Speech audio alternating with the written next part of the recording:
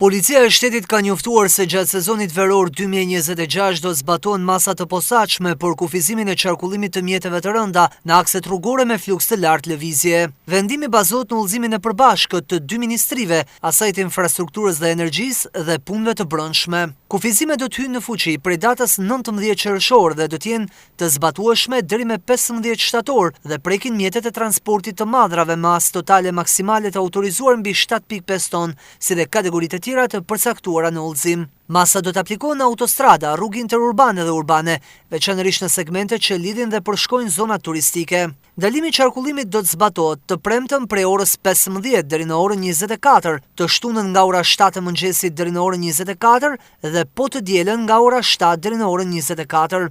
Për ditët e festave zyrtare, kufizimet do të nisin nga ora 15 e ditës pararëndëse deri në orën 22 dhe do të vijojnë nga ora 7 deri në orën 24 të ditës së festës. Policia bën të ditur se nga këto kufizime përjashtohen mjetet e emergjencës, mjetet e policisë së shtetit dhe institucioneve të tjera shtetërore, si dhe automjetet që transportojnë madhra të domosdoshme, përfshirë produktet ushqimore që prishen. Në raste të veçanta për furnizime kritike ose nevoja emergjente, mund të jepen autorizimet posaçme nga autoritetet kompetente.